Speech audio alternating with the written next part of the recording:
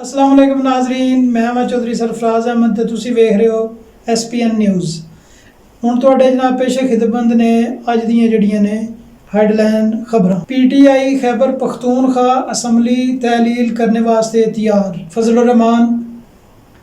पाकिस्तान विच आइंदा हफ्ते दे दौरान मूसलाधार बारिशां दी पेशगोई इत्यादी तदाबीर दी हदायत। इसराइल विच तैयारियां दी जवाबी हमले दे तौर ते यमन दे ओसी ठिकाणियां ते बमबारी। सानिया मिर्जा दे नाल शादी दी खबरां ते इंडियन क्रिकेटर मोहम्मद शामी ने खामोशी तोड़ दी। चीन विच शदीद बारिशां दे बाद रोड गिरन नाल 12 अफराद हलाक, 30 तो ज़ायद लापता। मुल्क दे नाल चंगा सलूक नहीं किया जा रहा, इन्ने तुसी गड़े विच धकेल दिता वे, यह कहना वे नवाज शरीफ दा।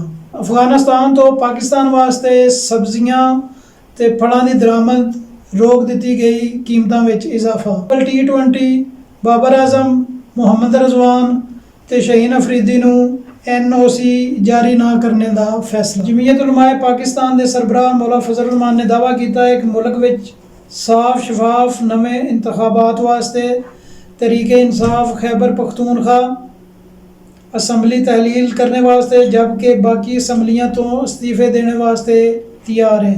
इस्लामाबाद विच न्यूज़ कॉन्फ्रेंस नाल खिताब करते हुए मौलाना फजल रहमान ने कहा कि खैबर पख्तूनख्वा विच भी हकीकी मैंडेट नहीं है। महकमा मौसमियात के मुताबिक 22 जुलाई तो बहरा अरब के बंगाल तो मूनसून हवावां जड़ियां ने मुल्क के बालाई इलाकों में दाखिल होणगियां, जिहदी वजह तो पाकिस्तान के मुख्तलिफ इलाकों में काफ़ी बारिशां होणगियां। पाकिस्तान के ज़ेर इंतज़ाम कश्मीर 21 तो 27 जुलाई के दौरान वादी नीलम, मुजफ्फराबाद, रावलाकोट, पूंछ, अटियां, बाग, हवेली, संदोती, कोटली, बिम्बर, मीरपुर विच तेज़ हवावां नाल गरज चमक नाल वक्फे दे नाल बारिश का इम्कान है। इस दौरान बाज़ मकामात ते मूसलाधार बारिश की भी तवक्को की जाती है। इस तरह 22 तो 25 जुलाई के दौरान इस्लामाबाद, रावलपिंडी, मरी, गलियात, अटक, चिकवाल, तलागंग, जेलम, मंडी बहाउद्दीन, गुजरात, गुजरांवाला, आफजाबाद, वजीराबाद, लाहौर ते शेखुपुरे विच भी गरज चमक दे नाल बारिश का इम्कान है। इसराइली फौज ने कहा कि हालिया महीनों में इसराइल से होने वाले सैकड़ों हमलों के जवाब में इसराइली तैयारियां ने यमन की बंदरगाह हदीदा ते ओसियां के फौजी अहदाफ निशाना बनाया है। बरतानवी खबरसां इदारे रॉयटर्स के मुताबिक ओसियां का कहना है कि इसराइल की जानब तो यमन शहर हदीदा विच वाक़े इन्हां दे ज़ेरे कब्जा ईंधन दे एक डिपो निशाना बनाया गया, जिहदी वजह तो अमवात हुई। चीन में शदीद बारिशां के बायस पुल गिरन नाल 12 अफराद हलाक ते 30 तो ज़्यादा लापता हो गए। खबरसां इदारे FP के मुताबिक चीन के शमाली ते वस्ती इलाके बारिशां की जद विच ने, जबकि सैलाबां नाल बड़े पैमाने पर नुकसान होया है। शमाल मगरबी सूबा शांसी में जुमे की सुबह 8:40 ते अचानक मूसलाधार बारिश ते सैलाब नाल पुल टुट गया, गड्डियां जड़ियां ने दरिया विच बह गई।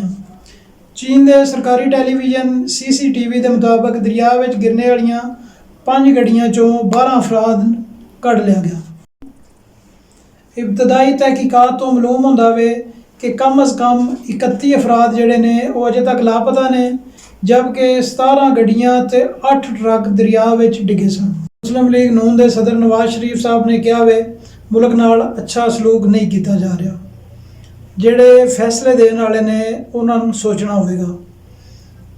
नवाज शरीफ ते वज़ीर आला पंजाब मरीम नवाज शरीफ की ज़ेरे सदारत एक इजलास मुनक्कद होया, जिहदे विच chief minister solar panel financing scheme के मुतलक अमूर का जायजा लिया गया।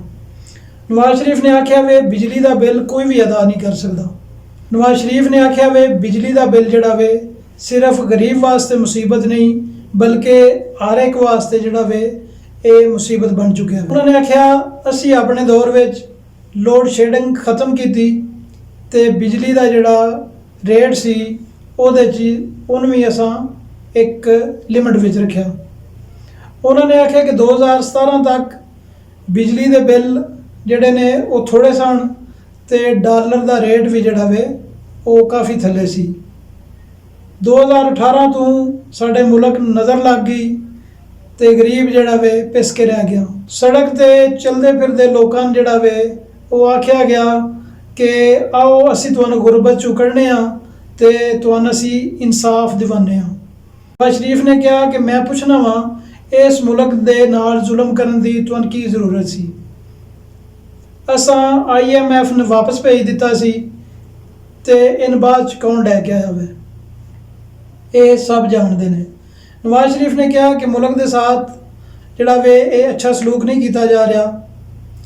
ਤਰੱਕੀ ਕਰਦਾ ਹੋਇਆ ਮੁਲਕ ਜਿਹੜਾ ਵੇ ਉਹਨੂੰ ਤੁਸੀਂ ਇੱਕ ਟੋਏ ਵਿੱਚ ਛੱਡ ਦਿੱਤਾ ਵੇ। ਪਾਕਿਸਤਾਨ ਦੀ ਜਾਨਬ ਤੋਂ ਟੈਕਸਾਂ ਵਿੱਚ ਇਜ਼ਾਫਾ ਕਰਨ ਤੋਂ ਬਾਅਦ ਅਫਗਾਨਿਸਤਾਨ ਤੋਂ ਤਾਜ਼ਾ ਫਲ ਤੇ ਸਬਜ਼ੀਆਂ ਜਿਹੜੀਆਂ ਨੇ ਉਹਨਾਂ ਦੀ ਦਰਾਮਦ ਦੇ ਵਾਜ਼ਿਹ ਕਮੀ ਆਈ ਹੈ, ਜਿਹਦੇ ਨਤੀਜੇ ਵਿੱਚ ਮੁਲਕ ਵਿੱਚ ਬਾਜ਼ ਫਲਾਂ ਤੇ ਸਬਜ਼ੀਆਂ ਦੀ ਕੀਮਤਾਂ ਵਿੱਚ ਇਜ਼ਾਫਾ ਹੋ ਗਿਆ ਵੇ।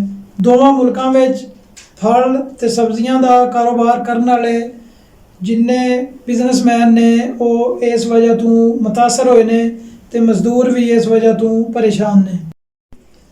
ਇੰਡੀਅਨ ਕ੍ਰਿਕਟ ਟੀਮ ਦੇ ਫਾਸਟ ਬਾਲਰ ਮੁਹੰਮਦ ਸ਼ਾਮੀ ਨੇ ਉਹਨਾਂ ਤੇ ਟੈਨਿਸ ਸਟਾਰ ਸਾਨੀਆ ਮਿਰਜ਼ਾ ਦੇ ਨਾਲ ਸ਼ਾਦੀ ਦੀ ਅਫਵਾਹਾਂ ਤੇ ਖਾਮੋਸ਼ੀ ਤੋੜ ਦਿੱਤੀ।